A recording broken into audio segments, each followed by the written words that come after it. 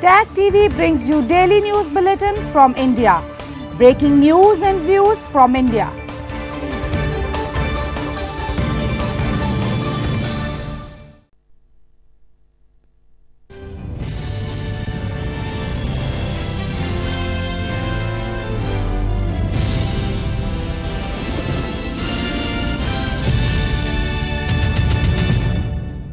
Good evening. Welcome to South Asia Newsline. I'm Surbhi Sharma.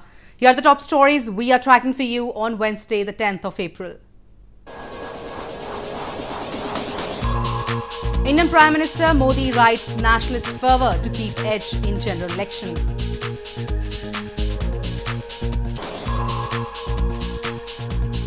Dalai Lama recovering from chest infection in New Delhi hospital.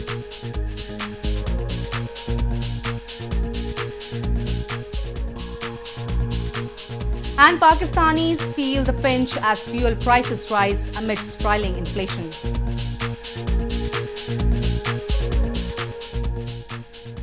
And now for all the details.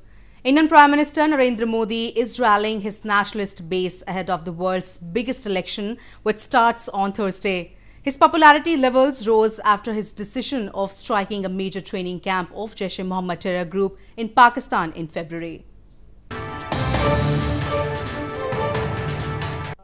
Indian Prime Minister Narendra Modi is rallying his nationalist base ahead of the world's biggest election, which starts on Thursday. Polls predict Modi's Bharatiya Janata Party or BJP-led National Democratic Alliance will just about squeeze out the parliamentary majority needed to rule.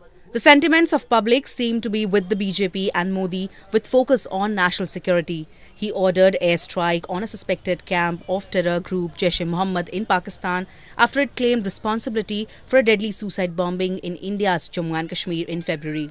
Definitely Modi, because he's a strong leader, and we need also a strong leader because he's a decision maker. He don't have any hesitation to take any decision. I really want him to come up for this election, and especially for that attack. He did very well. Meanwhile, the main opposition Congress, led by Rahul Gandhi and his sister Priyanka Gandhi Vadra, who took up a party post in January, is trying to steer the campaign back to what they say Modi's broken promises on the economy. Congress hopes the fourth-generation siblings of the Nehru-Gandhi dynasty, which is still revered by many, will help energize its ranks and counter BJP. The election will be held in 7 phases and votes will be counted on May 23rd, with results likely to be clear the same day.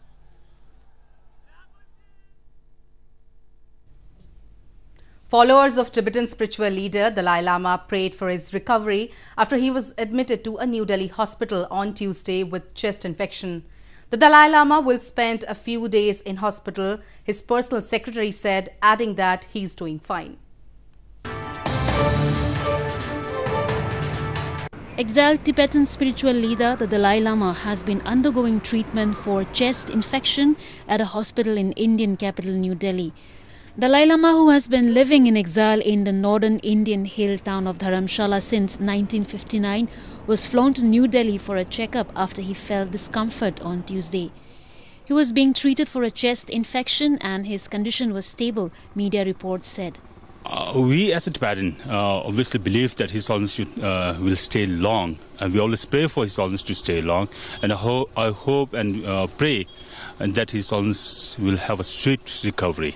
He's suffering from some minor health issues, and right now he's in Delhi for medical checkup, and I pray for His Holiness to recover soon. Followers of the Tibetan spiritual leader prayed for his speedy recovery on Wednesday. More than 100,000 Tibetans living in India are fearful that their fight for a genuinely autonomous homeland would end with the Dalai Lama. In news from Pakistan, the National Accountability Bureau on Tuesday filed a 4th reference in the fake accounts case against Pakistan's former president Asif Ali Zardari and 13 others. Zardari is already facing a trial in a money laundering case.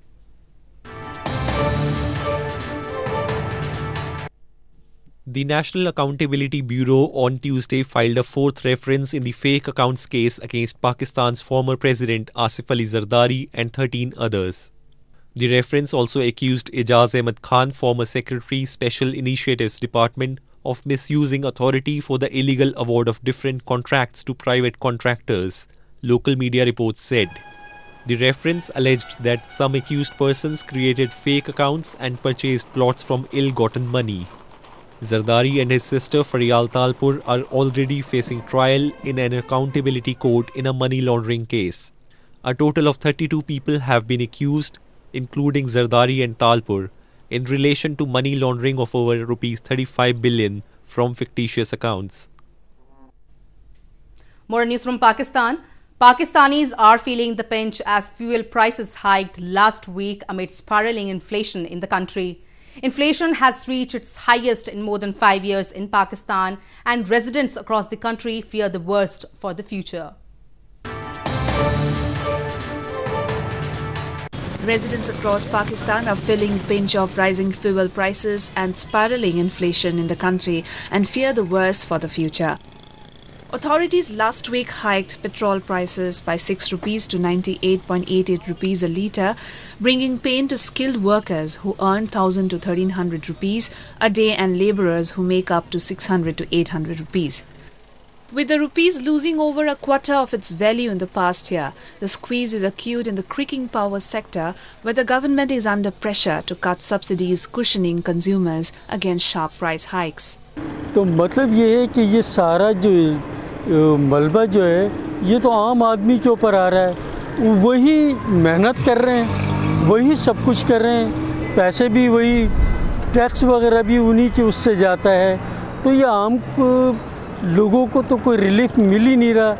एक सस्ती सवारी है आम लोगों के लिए bike की, motorcycle की, वो बेचारे 150 रुपए का पेट्रोल के ऊपर भी अपना काम कर लेते, अब वो इस काबिल भी नहीं छोड़ा है कि 150 रुपए का भी, अब उसको चाहिए 50 रुपए की जगह 200 रुपए का पेट्रोल चाहिए इसको। दोगे तो बुखार पे राज़ी हो जाएगा, मगर ये अवाम इस तरह जुल्म बर्दाश्त नहीं करेगी। आप देखिएगा इसका रिज़ल्ट आएगा, और मैं नहीं समझता, और मुझे हैरत है उन सियासी जमातों पर जो अपोजिशन में, उन सिविल सोसाइटी की तंजीमों पर जो बात बात पर निकल आती हैं। ये एक आम आदमी का मसला है, पेट्रोल में इजाफा, उस एक आम आदमी के लिए यहाँ कोई नहीं निकलता। Inflation has reached its highest in more than 5 years in Pakistan, and residents across the country say it has shattered their faith in the government elected last year on a pledge to eradicate poverty and create jobs.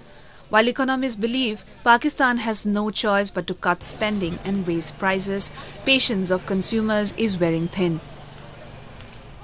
In news from Afghanistan, a former Taliban member has said the group will enter into talks with the government once it settles down their issues with the United States. Meanwhile, an Afghan official confirmed that a government delegation will attend the upcoming meeting with the Taliban in Doha, scheduled for April 14th.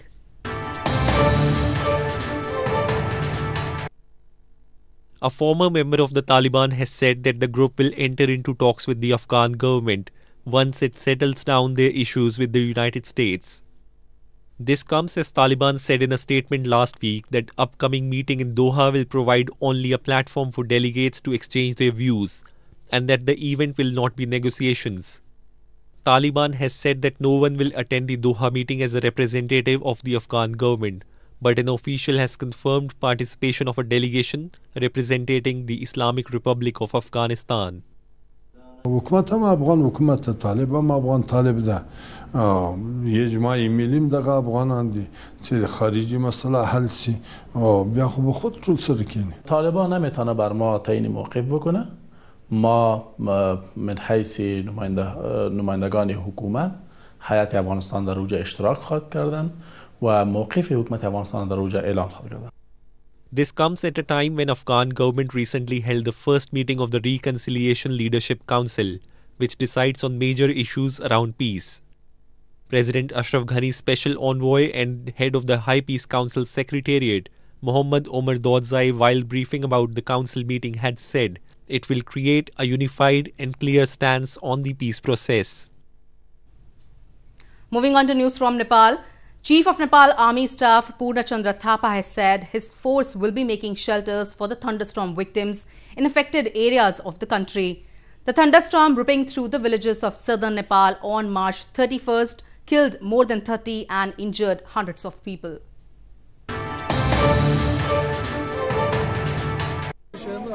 Nepal Army has expressed commitment to make shelters for the thunderstorm victims which killed more than 30 people, injured hundreds and destroyed nearly 400 houses in southern part of the Himalayan nation.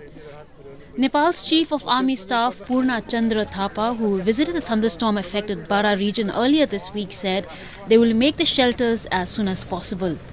With the thunderstorm reaping through the villages on March 31st, Nepal government had deployed the army for the rescue and search operations. अहिले हामी प्रारम्भिक मूल्याङ्कनकै अवस्थामा छौं। अब हाम्रो उद्देश्य चाहिँ जति सक्दो चाँडो बनाउने हो। यद्यपि हरेक चीजको एउटा सीमा हुन्छ। त्यो बनाउनको निमित्त एउटा निश्चित समय आवश्यक पर्छ। त्यो निश्चित समयमा चाहिँ न्यूनतम समयमा बनाउने हाम्रो प्रयास हो। Despite being less than 62 miles from the Nepali capital Kathmandu, the Bara region is remote, meaning rescue and cleanup operations will take days. Pre-monsoon thunderstorms are common in Nepal during the spring season, but are rarely of an intensity that causes high casualties. Artists in India have been encouraging the people to cast their votes through different art forms. India will hold a general election in 7 stages starting from April 11th in what will be the world's biggest democratic exercise.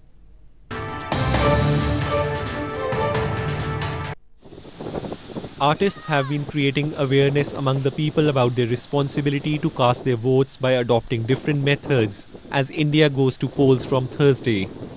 A renowned sand artist, Manas Kumar Sahu, has made 20 feet wide sand sculpture displaying symbols of many political parties at the Golden Sea Beach in Puri city of India's eastern Odisha province. The artist took nearly 7 hours and used 15 tons of sand to make the sculpture on the theme of Vote for a Better India. Puri के समुद्र तट पर हम लोगों ने sculpture किया है जो लोगों को अवेयर करने के लिए कि आप लोग सब वोट दें और हमारा ये अधिकार है कि हम लोग वोट दें और एक सुदृढ़ सरकार का गठन करें जो हमारे देश को आगे ले जाए. Meanwhile, in Vadodara city of India's western Gujarat province, a group of artists have created rangolis on the streets with different colors to motivate more and more people to exercise their voting right. ये आकर्षित होने वाली चीज ही है. इसमें लिखा गया है मेरा वोट मेरा अभिमान. उसके बाद वोट फॉर इंडिया, यानी ये देख के रंगोली कम से कम उत्साह अपने में उत्साह आए कि वोट देने जाना चाहिए, जरूरी है. Voter awareness campaigns have intensified in different parts of the country as it goes to polls on April 11th. The elections in world's largest democracy would be held in 7 phases and the results would be announced on May 23rd. Hundreds of devotees recently gathered at a historic temple in India's southern Tamil Nadu province to take part in a holy flag hosting ceremony marking the beginning of a 15-day-long festival. The temple was decked in colorful hues and floral arrangements further enhanced the beauty of the ancient temple.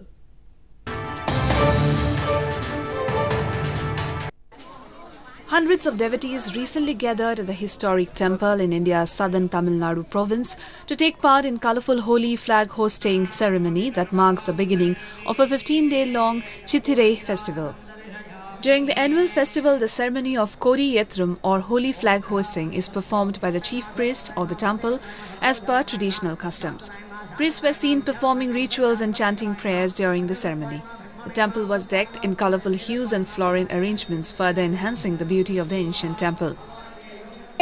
கொடியேற்றத்துக்கு வந்த பக்தர்கள் வந்து பார்த்தால் அந்த கோலாகலமே கோலாகலம் தான்.